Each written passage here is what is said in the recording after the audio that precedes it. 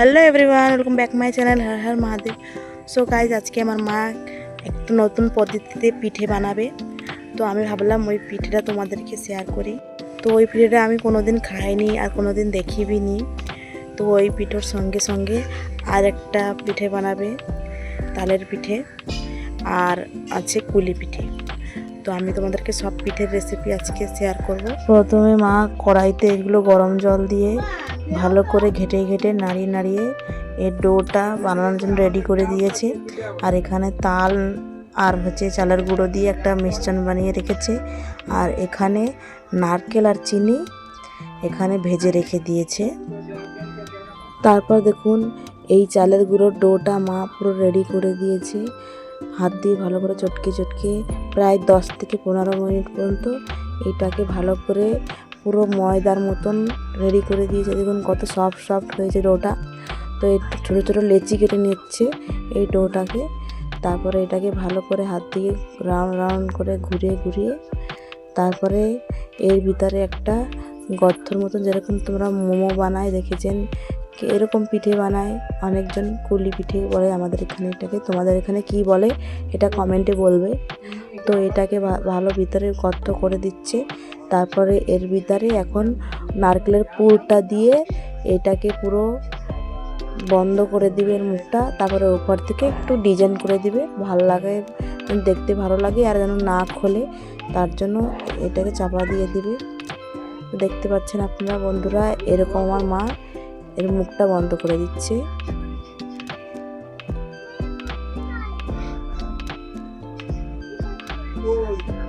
তো মুখটা বন্ধ করা হয়ে গেছে। তো এটার কানা এখন সব, মুখের কানাগুলো সব মুড়িয়ে এরকম বন্ধ করে দিচ্ছে। এটা দেখতেও ভালো লাগে আর এটা করলে আর তোমার পিঠেটা খুলবে না, তেলের ভিতরে গেলে পিঠেটা খুলবে না।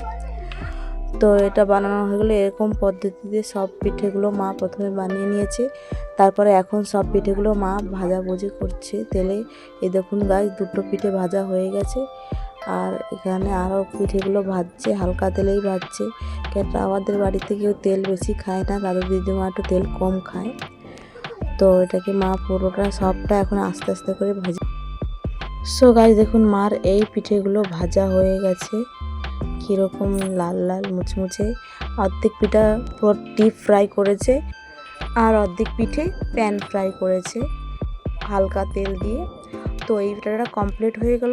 এখন আছে বাড়ি একটা নতুন পদ্ধতিতে কলা পাতায় তেল দিয়ে দিল মা প্রথমে।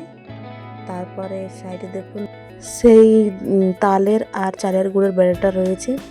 তো এই কলা পাতার উপরে এই ব্যাটারটা এখন মা দিয়ে দিল। ব্যাটার দেওয়ার পরে এটা ভালো করে সারা জায়গা ছড়িয়ে নেবে, একটু পাতলা করে, নাইলে সেদ্ধ হবে না। তারপরে পাতাটা মুড়িয়ে দিয়ে দেবে। তো এখন মা প্রথম পিঠাটা বলে মুড়ায়নি, আস্তে আস্তে ওকে মুড়িয়ে দেবে। তো দেখুন গাইস, আর একটা পিঠা মা এখানে বানাচ্ছে সেম পদ্ধতিতে, সব পিঠেগুলো বানিয়ে নেবে। সো গাইস দেখুন, সব পিঠেগুলো মার এখানে একটা একটা করে ভাজা হয়ে গেছে। তো ভাজার পরে কলা পাতাটা মা উঠিয়ে দিয়েছে। তো এরকম দেখাচ্ছে দেখুন পিঠেটা। এই পিঠেটা আমি ফার্স্ট টাইম ট্রাই করলাম, বহুত দারুণ হেভি সুন্দর লাগছিল। আর দেখুন এখানে সব পিঠে রেডি হয়ে গেছে। কুলি পিঠেগুলো খুব নরম হয়েছিল আর খুব টেস্টি হয়েছিল। তাল পিঠে, কুলি পিঠে আর এখানে কলা পাতার পিঠে বহুত সুন্দর হয়েছিল পিঠেগুলো। তাল পিঠেটাও দেখুন গাইস কত নরম হয়েছিল। তো তোমাদেরকে আমি ছিঁড়ে দেখাচ্ছি, কি সুন্দর তেল বড়িয়া লাগছিল পিঠে, ভাপা পিঠেটা। তো গাইস আজকের পিঠে খাওয়াটা বহুত দারুণ সুন্দর হলো।